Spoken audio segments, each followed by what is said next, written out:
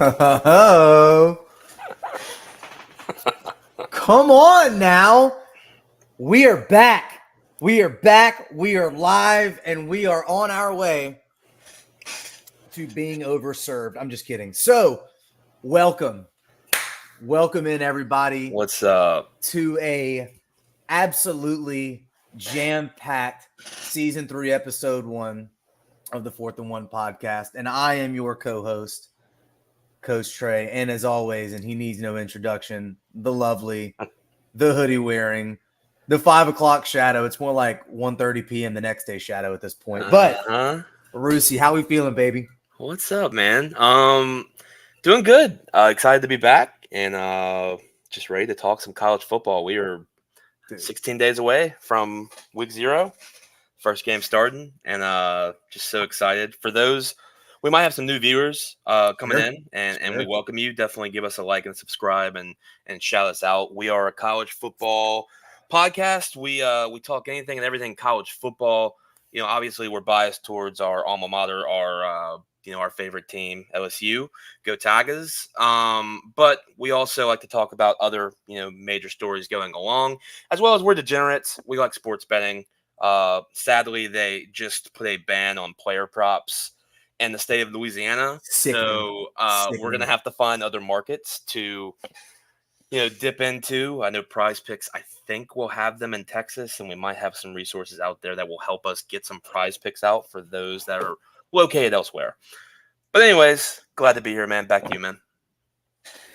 Yeah, and to be honest, what I don't want to do is I don't want to get too far away from, the task at hand, which is obviously it's been a long time coming. Obviously we've kind of mentioned this before. There's a lot of work that goes into the show, and we don't really want to ever put out anything that's less than from the heart. And so it's kind of like a curse word, but the off season does allow for us to kind of reset. And frankly, I think going forward, it would benefit greatly that we continue to have this theme, and we will be building the consistency not only through the season but with you guys, and the amount of support through the season, during the off season, the bowl season. We'll get into why that might last a few extra weeks for the first time ever, as far as that's concerned. But I think going forward, we've now kind of gotten to a level footing, so you guys won't have to worry so long about the long awaited. But we have a show that's wilder than, 2 spoons in a dishwasher. So let's just get right to it. The elephant in the room. Has there ever been a bigger? Has there ever really been like a preseason like this that plays into something that's been added to the game more than the 12-team college football playoff? And before you try to make me ruin it by telling you that I don't think this is the only time we'll expand the playoff, but considering that we do have an expanded playoff rather, how do you feel is that? How do you even go about? We know that the TV revenue is going to be dumb, and we know that playoff football on campus is going to be sick. I don't care if your team's in it or your team's not in it. If you don't go drive to the closest one, if you don't have the means and money, I think you're silly. I think it's gonna be bonkers, and I think that is going to set the table for what we're going to be talking about going forward through the next couple of weeks. And as we see it and kind of the intricacies that go into that and how that might look from an individual standpoint looking forward. So what are your thoughts on that going forward, since this is finally happening, by the way? No, I think it's great for the game. It's going to bring a March Madness feel to the game that it hasn't had before. Obviously, when before the CFP or the playoff, the College Football Playoff Committee was born. Obviously the BCS was there, and it was pretty exciting. That's back when bowl games were important. Now they're really not, and I think this somewhat brings the importance back into it. Obviously, it expands more teams to be playing in the playoffs, right, and contention. I think we're still going to have an issue with the committee, right? I think that was part of the reason why they wanted to add it in, was to try and eliminate the I don't know, either the bias or the issues at hand that come with the committee. I mean, you get a group of guys in the room that are deciding, these kids' fate when it comes to whether their team makes it or not.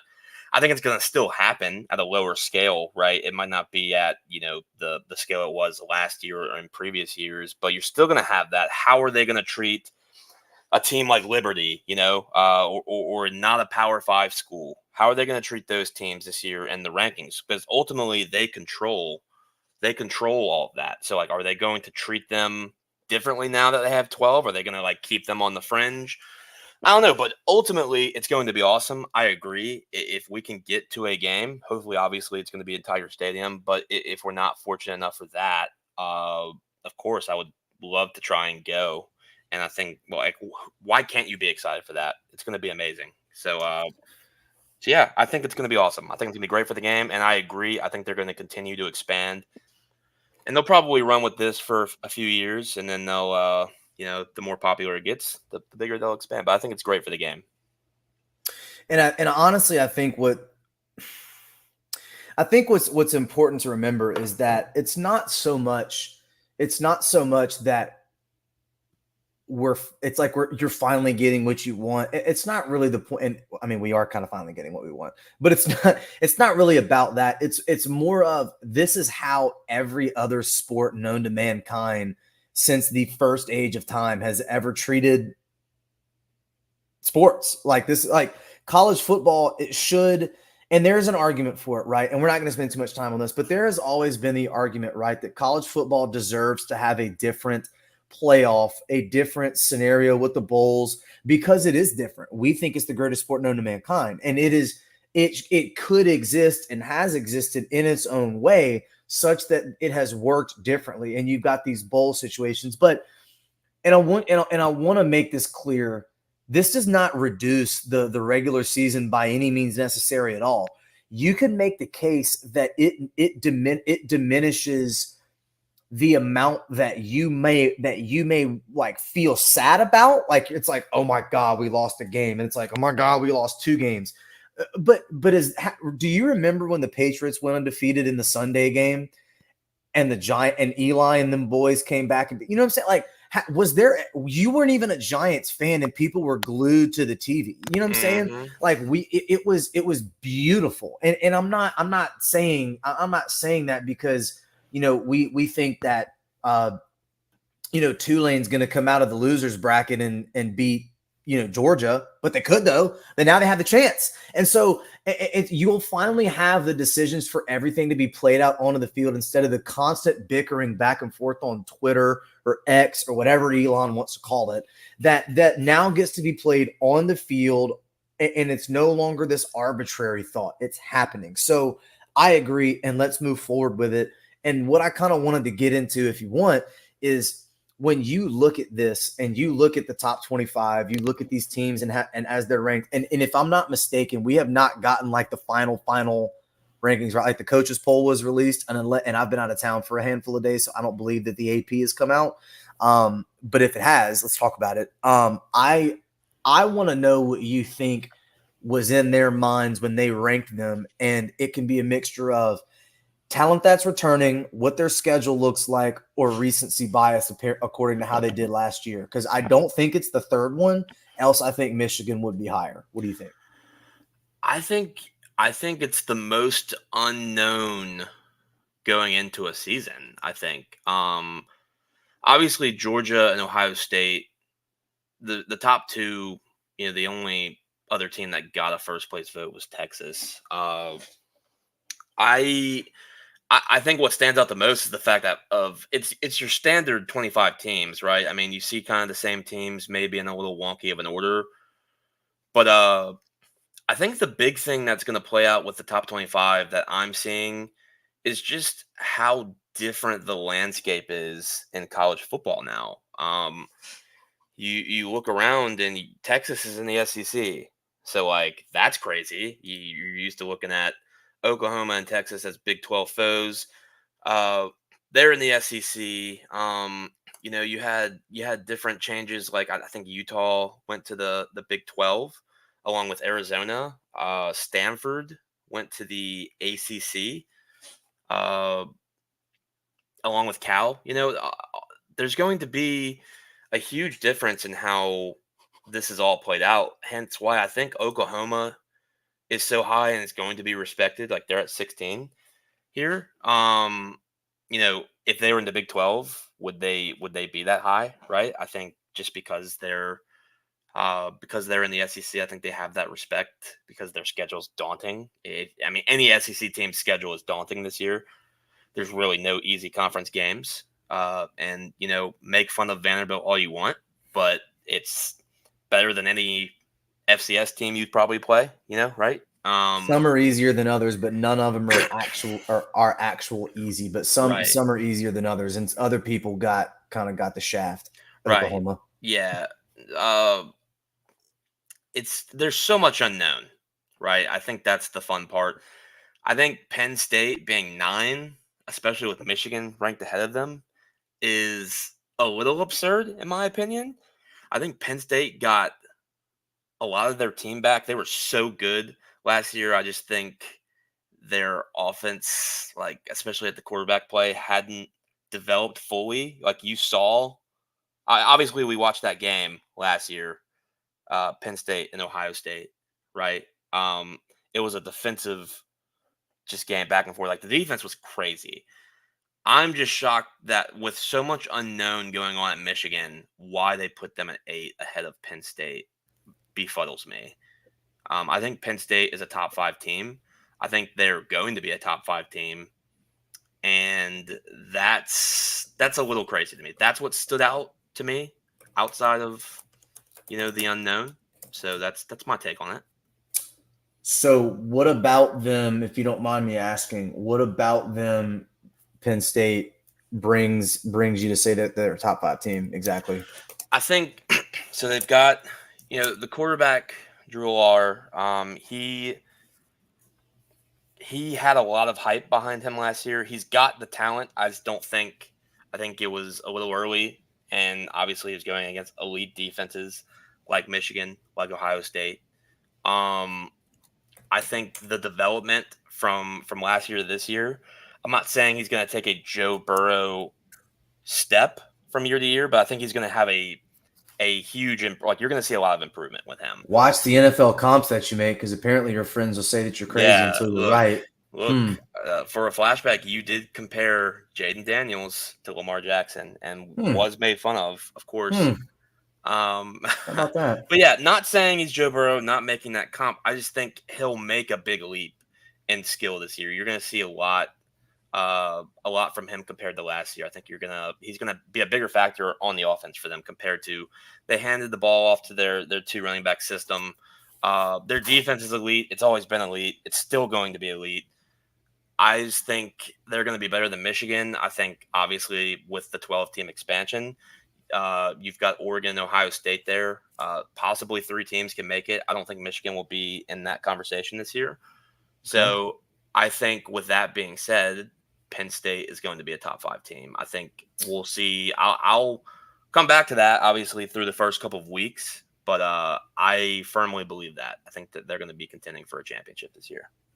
I really need my dog Nick Singleton to be this year what we said he was going to be last year, and it's not really to say that I think that because he is going to get the bulk of the carries, right? But you're going to get a heavy dose of Kaytron Allen, and I really think that if they can mitigate that offensive line, if they can plug what I would consider a pretty. I mean, it's a pretty veteran line. Like it's a pretty veteran line. If they can just get good quarterback play, mitigate the dumb losses, I don't see why Penn State couldn't have a hard time. But I guess to further explain what I was talking about, I'm gonna run you through this really quick. Before you go on to that, I didn't mean to cut you off, but go ahead. Allen outcarried Singleton by 1. It was basically a 50-50 between the two, 1 and 2 before you move on. With their schedule, I did mention Oregon, being in contention for the conference. They don't play them, right? They have Ohio State at home. I'm looking at obviously Washington's going to take a step down this year. And then they have at USC and then Wisconsin at Sure. Wisconsin. Like those Sure. are 3 games that stand out to me that are all winnable that look to be their toughest games. So It's the thick of it. You start out obviously West Virginia, Bowling Green, Kent State, Illinois at home. You get UCLA at home, but it's USC, Wisconsin, Ohio State, Washington, at Purdue, at Minnesota, and then you get the Turtles at the crib. But listen, we're not trying to go down the whole schedule, but no, I of do course, see what of your course. point is. I just think it's going to have to start with that offensive line. I think their defense is usually going to be the piece that kind of translates. They've done a pretty good job of that. And again, like you brought it up, there's just so many Big Ten games where them Big Ten games just end up being like, 14-10. And it just so happened to be the one that we made a big deal last year and wanted to watch with everybody, and we were literally falling asleep. So it's hard, man. But like, listen, I get it. But I think if it's going to happen, it has to be because Nick Singleton is the guy that we thought that he was going to be last year. And if that offensive line stays up and they stay healthy, knock on wood, obviously for the fellas, but I could see it. And if you wanted to play devil's advocate and talk about him really quick, I'm certainly down to. I mean, Washington not even being ranked, obviously they received the most votes. So if they were to be ranked, they'd be ranked number 26, right? But there's a few standouts to me, and you could just disagree if you want to. But check me out. Here's my standouts as I look at it. Washington not even being ranked, playing in the college football playoff, national championship, not being ranked. A&M being ranked 20th. That's interesting to me. In a good or a bad way? Like, do you think they should be In higher or lower? I can't. I was kind of shocked that they were that high. I mean, if they were ranked 24 and like Washington was 19 or something, then I'd be like, okay. But I just didn't really see them being ranked. I mean, anytime you lose a coach, that's usually whenever you get treated like the redheaded stepchild, and they didn't really. Like that's about where they're usually ranked. So Washington not being ranked, A&M being in at 20 was kind of wild. I can understand Florida State being at 10. I've got a lot of flack for not saying that. DJ Dog, Ukulele, baby. dog, DJ Ukulele. dog. No, we haven't talked about this, but the two biggest ones to me, Notre Dame being number 7 and Missouri being number 11 is absolutely bonkers to me. Missouri ended on a hot streak, but again, anytime you lose your coordinator like that, it's like, hold up. But do you know why it's not that crazy for Missouri? Luther Burden. Luther Best Burden, receiver bro. in the nation. I mean, as of right now, I can't think of a person better than him. Not that I've seen prove it. I mean, that guy, not to talk about receiver comps, but we got a little nuts bust for Heisman comment in here. I'm gonna let Trey take that one.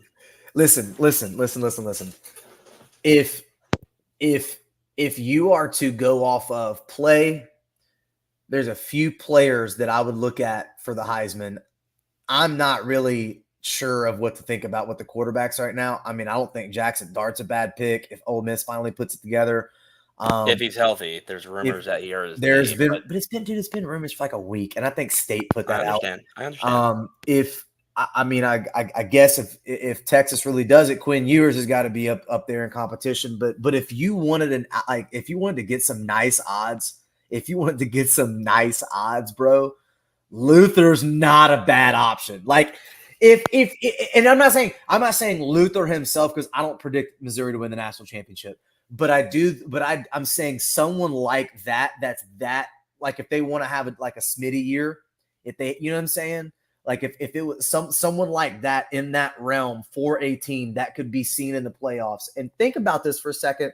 The run you get in December matters about the games you're playing in December. And those are going to be playoff games now for 12 teams. So how does this affect the Heisman race? Oh my God, not me giving up 2 episodes from now, but man, Snee with the lock-in comment. Come on. We're gonna have a moment of silence for his running back. Obviously, our buddy Snee is a Longhorns fan. Uh, the news that came out this week about their starting running back CJ Baxter, not great news. Thankfully, they do have one of the I think he is the Heisman front runner outside I'll of check. Carson Beck. It's changed three It times has in the past week. changed, In the yeah, past but week, it's they've changed three got times. Quinn Ewers, they've got Isaiah Bond. They're one of the most notorious universities that's going to keep shoveling in all the good recruits with that NIL money, and I think they're going to be good this year. So, but bad news, obviously, you don't want to see that before a season. Big Doug with the horns down. Look, what was the news about the horns down? Was that brought to the conference committee on whether or not that would be a penalty this year? We're literally talking about taunts being brought. Like, that's crazy. That's so weak. Dude, do you want to I just had it. I think it's Carson Beck. I think Carson Beck is the front runner with Quinn. I think that would be my. Is it not? I mean, I just had this. There it is. Okay, so right now, see what I'm saying? It changed again. Who's the number one right now? Who's the number one? It's gotta be Quinn. Try again. It's not Carson Beck. Try again. Jalen Milroe. Try again. Oh no. Dylan Gabriel. Oh. Dylan Gabriel at 7-1. Carson Beck 7.5. Quinn at 10-1. Brother William Howard at 14-1, along with the Tennessee quarterback, Nico Iamalavea. Jalen Milroe. I would have butchered that. Jackson Dart followed at 14-1, and then Garrett Nussmeier and Cam Ward following at 18-1. So quick segment here before we move on to a topic I want to get into. If you had to put your money down on one person today, who would it be and why? Just give me a quick answer. You want me to put my money on one person Finesse. to win it today? I figured that was you, Finesse. I figured that was you. I'm glad you made it to the stream, man. One person today? One person today. Money on the line, had to put money on them. Who is it and why? Don't need a long answer either. Just give me something. Obviously, you're not gonna,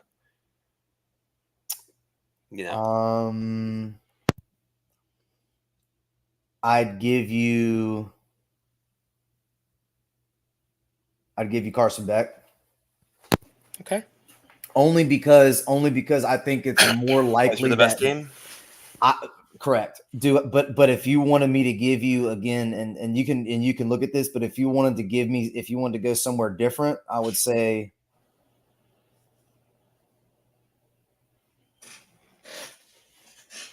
I mean, dog. I mean, if Michigan's good again, Donovan Edwards is 90-1. Keep those odds up for when I tell you. But go on. I have been so keened in on Jalen Milroe this year, and then I thought about it. I'm like, man, tough schedule this year. New coach, it's going to be tough, right? So then I looked, and I've been playing a lot of NCAA 25. Shout out to them. Yeah, I think I've got my pick, and it's a bold take, right? I'm all for bold takes. Cameron Rising, the 50-year-old from Utah with the most experience out of the field. The team has moved to the Big 12. Who's not in the Big 12 this year? Oklahoma, Texas. They're going to have a very easy schedule. I like Utah to make the playoffs, plus 220, but Cam Rising, don't take your eyes off him. So that's my pick. Shout out to BG, baby. So do you actually want to get odds on that? Oh, I know it's like I know it's pretty good odds. I mean, I know he's not in the top like 10, but he's got to be on that little border. I don't even think I've seen him. Oh, 30 to 1. it's Daggy. 30 to What's 1. up, Daggy? 30 to 1. I'm telling you, dude, don't watch out. Look, Jalen Milroe, I've been made fun of by Finesse, by all my friends. They think I'm an Alabama rider. I'm an LSU fan for life. But I think that guy is the real deal. But I just think it's going to be so difficult this year for them. So give me Cam Rising. That's my preseason pick. Dude, can we talk about the fact that this drink is going down softer than elevator music? Dude, shout out that whiskey. Let's hear it. What are we drinking A on? little Eagle Rare. Okay. Little Eagle Rare, dude. One of the smoothest, nicest, most affordable, but hard to find. We'll have an joint episode maybe in a couple weeks, and we can sip on that together if you want, man. I wanted to segue into, since we were on the topic and we've mentioned a few quarterbacks here. So the Big Ten obviously has a lot of competition this year and a lot of, especially in the QB room. So I was thinking there's 4 quarterbacks, right, that are going to be in most contention for based on their universities, right? So you got Will Howard at Ohio State, Drew Allar from Penn State, Alex Orji from Michigan, and Drew Gabriel from Oregon.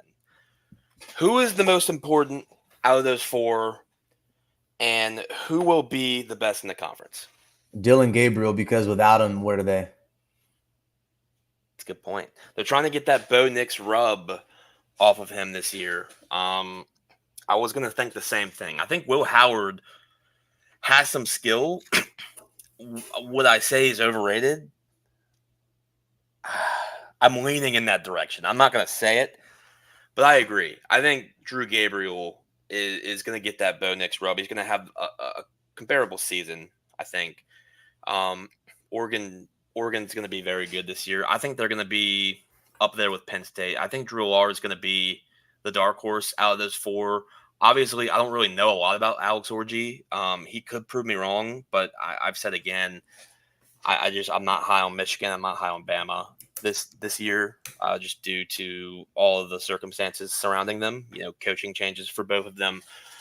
But I just wanted to get your opinion on that because that's going to be a big conversation throughout the year, through those 4, and for whoever steps out and Don't overthink that. It's Dylan Gabriel, and it's not close. Dylan Gabriel is the only reason why Oregon is being, other than the fact that Coach Lanning has really, really done a fantastic job with recruiting and getting the right bodies in there.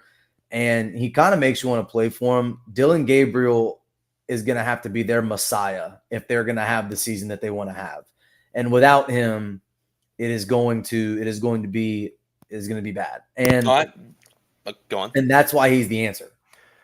I think it's going to be fun because I think Oregon brings so much unorthodox to the Big Ten, right?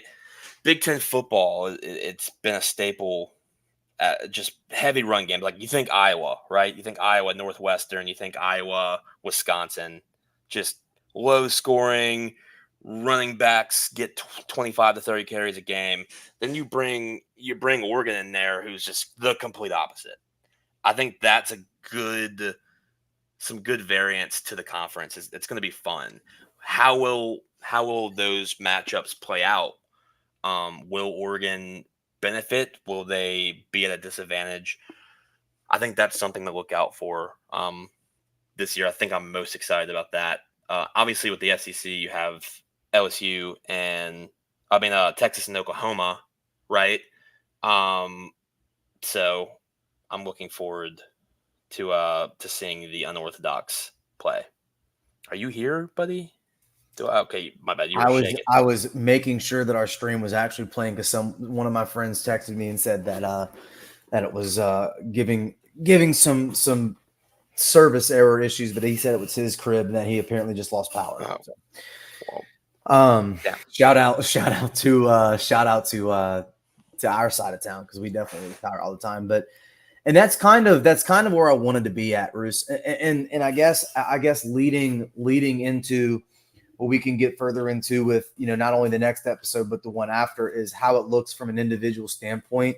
And if you want to look from a 10,000-foot view, I think that if you're going to have these kinds of players that mean this much, like they mean that much for you to be great, then it's almost like you start looking at the teams that have that next best backup or the most to prove it backup, the ones that's got the 4-star, 5-star back, like who's backing up that player. So for example, like you mentioned Jackson Dart earlier being hurt, like do they not have a 5-star like waiting in the wings, waiting in case that he get, you know what I'm saying?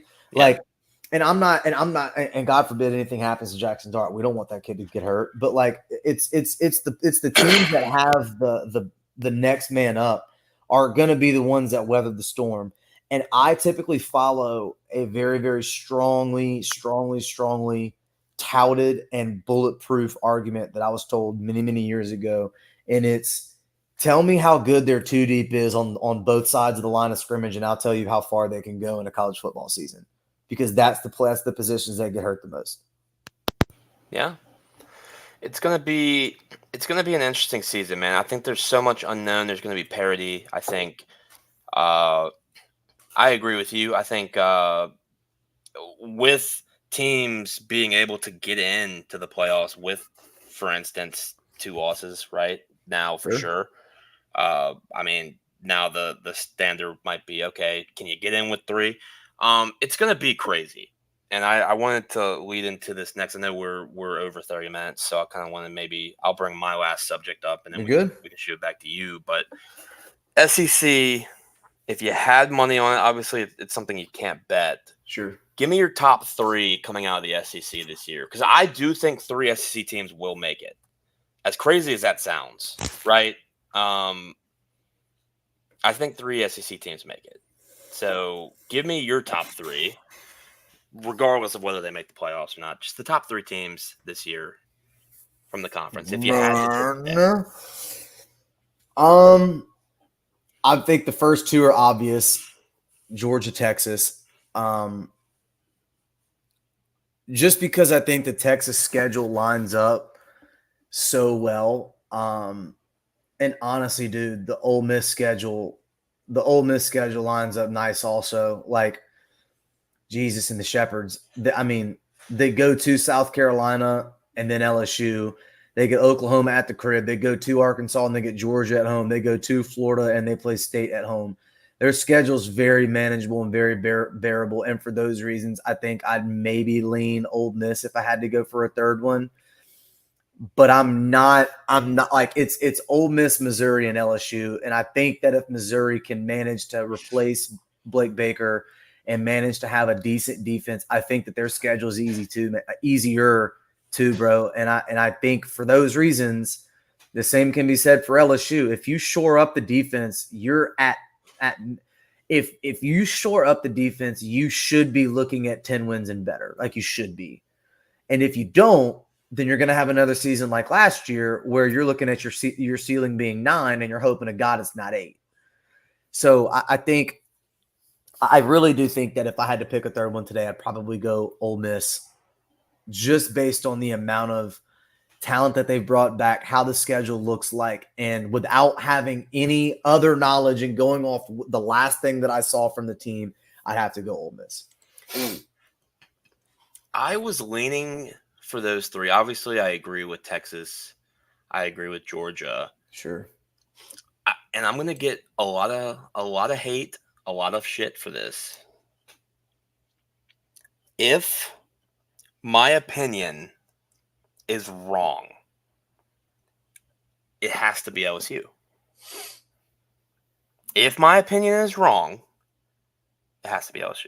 I think with the schedule, if they can get past week 1, right, which has been a curse, right, for the last few years, I think you can argue the winner of Ole Miss LSU is that third team, right?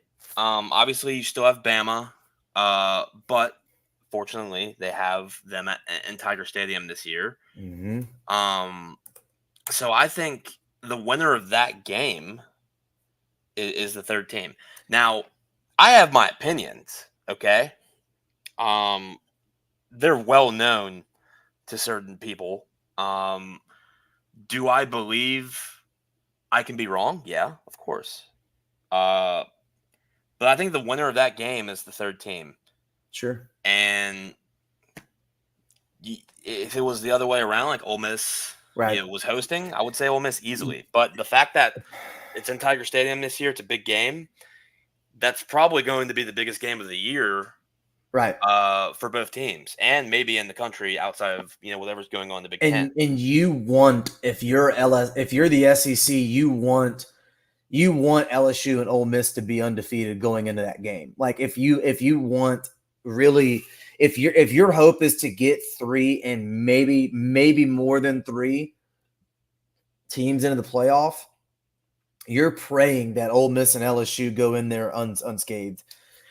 Which that week, by the way, and we're not going to talk about that, but that week of games is sick. It is sickening. The first week of games is sickening. Not week 0, but week 1 is sickening.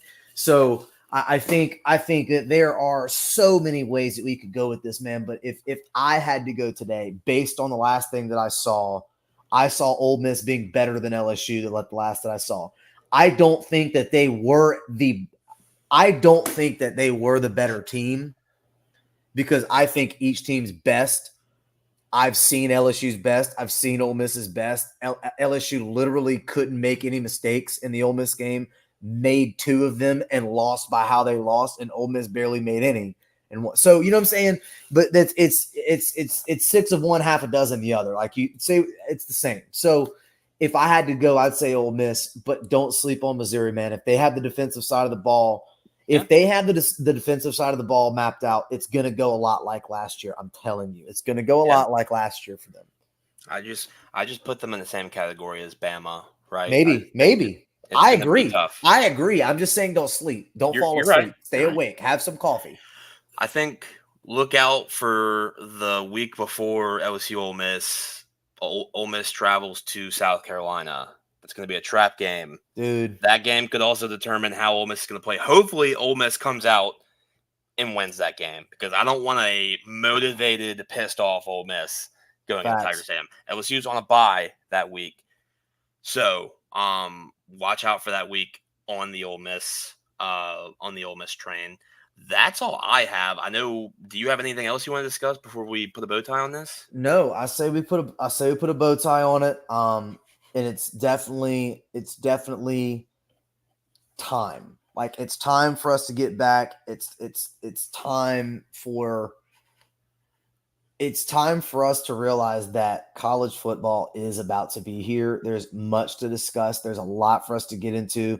So I personally don't believe Eli Drinkwish, Boston Spelling, can continue to win at Mizzou. Listen, Coach Drink may look like he's great at math, but bro knows how to win football games. That's all I'm going to say. That dude's a bucket getter. We're going to see. I think that's going to be – I think the SEC is going to be fun this year. You've got so much. And you're right. We're here, man. With the conference realignment, with the 12-team expanded playoff, we're going to have a fun year. Facts. It's going to be great. We definitely appreciate everyone that was in the chat today. Shout out Finesse. We got some new people along the way, and Ryan and S3E.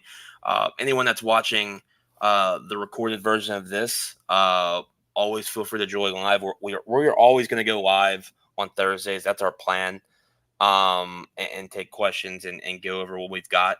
We're going to have some betting stuff too. Obviously, we're a little bit far out from that because we're going to have some win totals. That's always my favorite part of the year, is giving you my win totals card. So I'll always have my cards for you guys. Pay attention to our TikTok and Twitter or X, whatever you want to call it. We're going to be very active on those 2 platforms as well this year with the betting stuff. So if you are a degenerate and want to tail our picks, fade us, whatever you want to do, feel free to follow us on those social media platforms. Otherwise, be here every Thursday with us, man. And let's have a good year, man. I think it's going to be fun. Come on. One time for the one time. Well, that's it for us, man. We will see y'all next Thursday. All right, y'all. All right, bye, guys.